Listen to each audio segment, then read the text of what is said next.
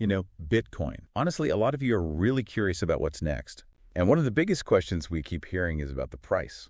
Like, how much does it actually have to go up to keep up with demand in the future? That's a big one. It's like a puzzle, right? You have this limited supply, and we all know there can only ever be 21 million Bitcoin. Exactly. It's not like dollars or euros where governments can just print more whenever they want. Exactly. So that limited supply, that scarcity, it's a core part of what makes Bitcoin, well, Bitcoin. We want to take a look at that relationship between supply and demand and what it could mean for Bitcoin's price down the line. It's like thinking about a rare collectible. The fewer there are and the more people want it, the higher the price climbs. It does make you think about those Beanie Babies everyone was obsessed with back in the day. It's all about perceived value, and Right. we've seen that play out with Bitcoin in a big way. Especially during those halving events.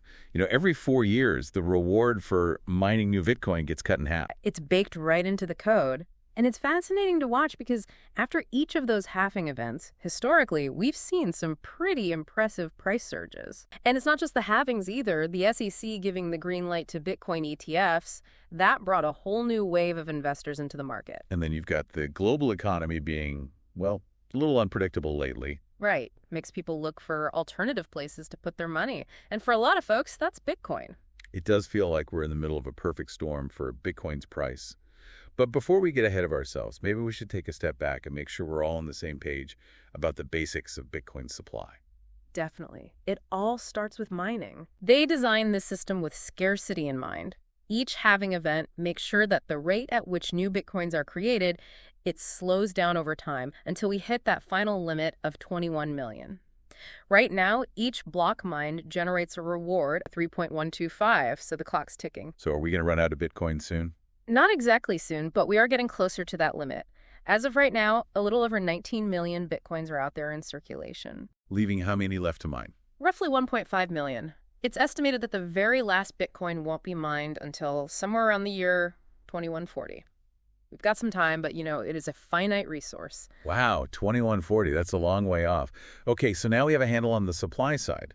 But how does this limited supply actually affect the price? That's what I think a lot of people are really wondering about. It boils down to that classic economic principle of supply and demand. When you have less of something and more people want it, the price is going to go up. We see it everywhere.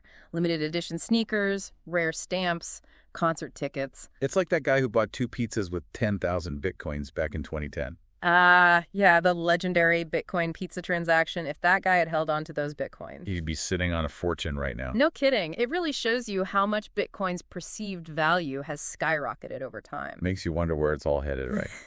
As more people get into Bitcoin, what's going to happen to that price? Especially as we get closer to that 21 million limit. The Bitcoin whales. The early adopters who bought thousands of Bitcoins back when they were practically worthless. It must have a huge impact on the market. They do. If a whale decides to sell a big chunk of Bitcoin, the price can plummet. On the other hand, if they buy more, the price can shoot way up. They're like the puppet masters of the Bitcoin world. In a way, yeah. Data shows that the top 100 Bitcoin addresses control a huge chunk of the total supply. We're talking over 58%. That's a lot of power concentrated in just a few hands. It is, but it's not quite as simple as it seems. Not all of those addresses belong to individuals. Some are tied to cryptocurrency exchanges. They hold Bitcoin for their users. So it's not like there are 100 super rich people controlling everything. But the influence of these large holders, whether they're individuals or institutions, it's undeniable. They have a big impact on supply and demand, and their actions are worth paying attention to. It's like a high-stakes poker game, and these whales are holding all the chips. Yeah, you could say that. So these Bitcoin whales are swimming around out there making waves. But zooming out a bit, there's been a lot of talk about Bitcoin's role in the whole global financial system. So maybe Bitcoin isn't quite ready to replace the dollar or the euro just yet. But does that mean it can't play a big role in the world of finance? Not at all. A lot of experts think that Bitcoin's sweet spot is as a store of value, kind of like digital gold. Digital gold. I like the sound of that. Right. It's a good analogy. Like gold, Bitcoin is scarce, it's durable, and you can divide it up easily. And unlike those fiat currencies that governments can just print more of whenever they feel like it, Bitcoin's supply is fixed and predictable. Exactly. That's what makes it appealing as a hedge against inflation, a way to protect your wealth in the long term.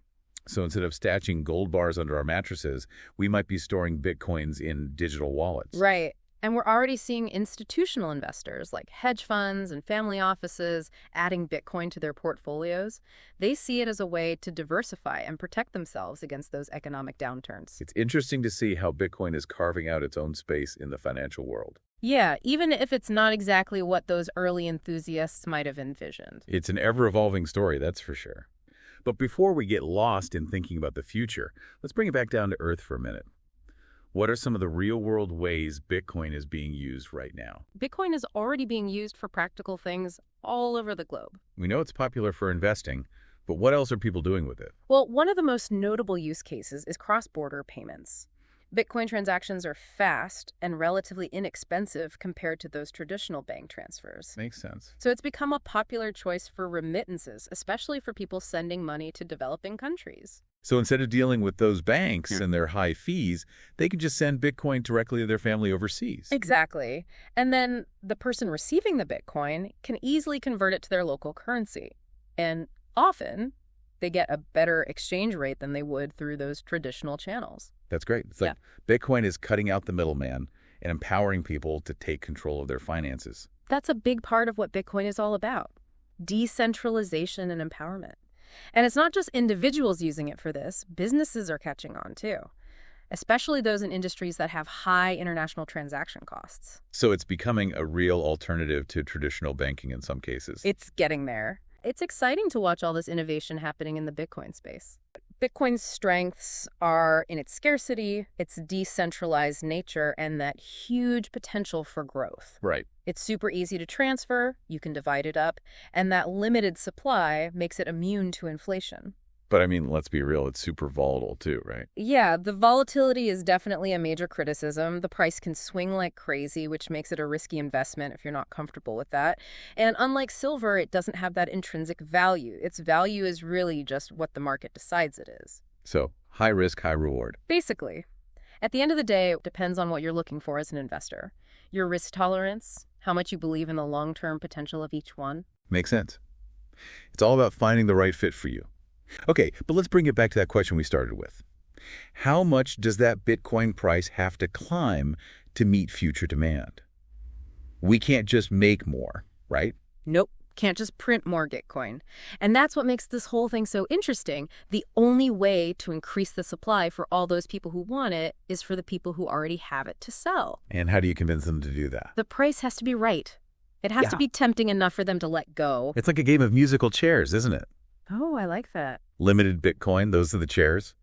And as more people want to play, the music speeds up, and suddenly those seats are worth a lot more. That's a great analogy. So yeah, as demand increases for those limited Bitcoins, the price is going to go up. It's basic economics. Now, to get an idea of how much it might increase, there are a few things to think about. Okay, let's break it down. What are we looking at? First, we got to consider the total addressable market. Yeah. So that's basically how many potential Bitcoin buyers are out there in the world. And that number is always growing as more people learn about Bitcoin and start using it. Right. More players wanting to get in the game. Exactly. Then we need to think about how much Bitcoin is actually available to trade. Not all of it is out there on exchanges actively being bought and sold. We talked about those whales holding on to big chunks. Right. Some people are holding their Bitcoin for the long term, storing it offline in those cold wallets. And then there's the Bitcoin that's probably lost forever. Lost passwords, misplaced hardware, stuff like that. And that effectively reduces the supply that's actually available for trading, which puts even more upward pressure on the price. Okay, so we have demand going up, supply not really keeping up. Yeah, sounds like the perfect recipe for the price to go way up. Bitcoin is still relatively new. Its future is full of possibilities and, of course, a lot of unknowns. So what's the one thing you hope our listeners take away from all of this? I think the most important thing to remember is that Bitcoin is a powerful force. It's challenging those old financial systems and creating new opportunities for people and businesses all over the world. Whether it becomes the main currency we use, a digital gold standard, or something completely different, its impact is undeniable. Well said. And to our listeners, if you're as fascinated by this as we are and you want to learn more, keep digging. There are so many resources out there, educational websites, other podcasts, you name it. And remember, with any investment, do your research, understand the risks, and don't invest more than you can afford to lose. The most important thing is to stay curious and keep learning. The world of Bitcoin is constantly changing, and you never know what exciting developments are just around the corner. So true. This is really just the start of a much bigger conversation, and we all have a role to play in it. Thanks for joining us. We hope you found it informative and maybe even a little bit mind-blowing. It's been great exploring this with you. Until next time, keep those questions coming. And one last thought to ponder as you continue your Bitcoin journey. What if the technology behind it all, the blockchain, could be used for things beyond just finance? What if it revolutionized voting systems, supply chains, how we verify our identities? Think about the possibilities. So keep that curiosity alive. You might just be a part of building that future.